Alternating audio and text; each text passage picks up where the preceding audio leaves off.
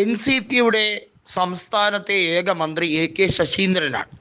ശശീന്ദ്രൻ എന്ന വ്യക്തി ഏലത്തൂരിൽ നിന്നും കഴിഞ്ഞ തവണ റെക്കോർഡ് ഭൂരിപക്ഷത്തോടെ ജയിച്ച വ്യക്തിയാണ്. അതുപോലെ തന്നെയാണ് ജനതാദൾ സെക്യുലറിലെ നേതാവായിട്ടുള്ള കൃഷ്ണൻകുട്ടി. രണ്ടുപേരും പരിപൂർണ പരാജയമാണ് എന്നുള്ള കാര്യത്തിൽ യാതൊരു തർക്കവുമില്ല. വൈദ്യുതി മന്ത്രി എന്ന രീതിയിൽ കൃഷ്ണൻകുട്ടിയെ കുറിച്ച് പറയുന്നത്, സ്വന്തം മണ്ഡലത്തിലെ ജനങ്ങൾ പറയുന്നത്, ഇങ്ങനെ ഒരു വ്യക്തിയെ 38,000-ഓളം വോട്ടുകൾക്ക് ജയിപ്പിച്ച ഞങ്ങളുടെ തലയ്ക്ക് നെല്ലിക്കാത്തളം ഇടണം എന്ന അവസ്ഥയിലേക്ക് വന്നിരിക്കുന്ന സാഹചര്യമാണ്. കാരണം അത്രയേറെ വെറുപ്പിച്ച രണ്ട് വ്യക്തിത്വങ്ങളാണ് ഈ രണ്ടുപേരും. കൃഷ്ണൻകുട്ടിയെ സംബന്ധിച്ചിടത്തോളം മാത്യു ടി തോമസ് പരിപൂർണമായി കൃഷ്ണൻകുട്ടിക്കെതിരെ തിരിഞ്ഞിരിക്കുകയാണ്. മാത്യു ടി തോമസ് UDF പോകാൻ ഒരുങ്ങി നിൽക്കുകയാണ്. JDSുമായി ബന്ധപ്പെട്ട കാര്യം നമുക്കറിയാം. അതിൻ്റെ ദേശീയ ഘടകം, അതായത് ദേവഗൗഡയുടെ മകനാണ് ഇപ്പോൾ ആ പാർട്ടിയെ നിയന്ത്രിക്കുന്നത്. അദ്ദേഹത്തിൻ്റെ മകനായ കുമാരസ്വാമി നരേന്ദ്രമോദി സർക്കാരിൽ കേന്ദ്ര ക്യാബിനറ്റ് വകുപ്പ് മന്ത്രിയാണ്. നിലവിൽ NCPയുടെ കാര്യമാണെങ്കിൽ അജിത് പവാറിൻ്റെ NCPയാണ് ഔദ്യോഗിക NCP.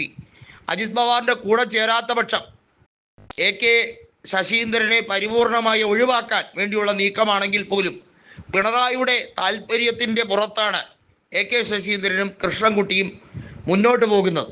ഇവർ രണ്ടുപേരെ പരിപൂർണമായി സംരക്ഷിക്കുന്ന പാർട്ടിയല്ല. രണ്ടുപേർക്കും മന്ത്രിസ്ഥാനത്ത് തുടരാനുള്ള എല്ലാ അർഹതയുമുണ്ട് എന്ന് പറഞ്ഞുകൊണ്ട് പിണറായി വിജയനാണ് അവരെ നിർത്തിയിരിക്കുന്നത്. എന്നാൽ വലിയ പൊട്ടിത്തെറിയാണ് ഈ രണ്ട് പാർട്ടികളിലും ഉണ്ടായിരിക്കുന്നത്. JDSനെ സംബന്ധിച്ചിടത്തോളം അത് പ്രത്യേക ഫാക്ഷനായി മാറിക്കഴിഞ്ഞിരിക്കുന്നു. അതുപോലെ തന്നെയാണ് NCPയുടെ വേറെ ഘടകം. NCPയുടെ കേരള ഘടകത്തിൽ മാണി C കാപ്പനാണ് അതിനെ നേതൃത്വം നൽകുന്നത്. അതിലേക്ക് മറ്റ് പല നേതാക്കളും എത്തിയിരിക്കുകയാണ്.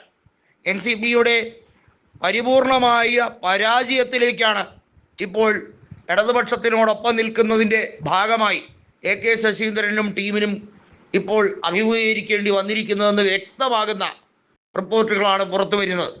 ചുരുക്കി പറഞ്ഞാൽ മാണി C കാപ്പൻ കേരള ഘടകം NCPയെ ശക്തമായി മുന്നോട്ട് കൊണ്ടുപോകാൻ സ്വീകാര്യനായ ഒരു വ്യക്തിയാണ്.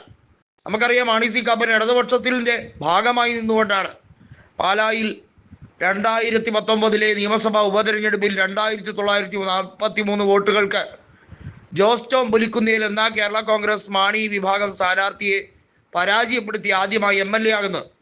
എന്നാൽ രണ്ടാമത് കേരള കോൺഗ്രസ് എമ്മിൻ്റെ നേതാവായ ജോസ് കെ മാണി ചെയർപേഴ്സണായ അദ്ദേഹത്തിന് അനധികൃതമായി പാലാ സീറ്റ് ഇടതുപക്ഷത്തിൻ്റെ ടിക്കറ്റിൽ കൊടുത്തപ്പോൾ ഉണ്ടായ വികാരം അത് മാണി C കാപ്പൻ അനുകൂലമാവുകയും 15,000 പരം വോട്ടുകൾക്ക് ജയിക്കുകയും ചെയ്തു. അതുകൊണ്ട് തന്നെയാണ് കേരള ഘടകം NCPയുടെ നാഥനായി മാണി C കാപ്പൻ മാറിയിരിക്കുന്നത്.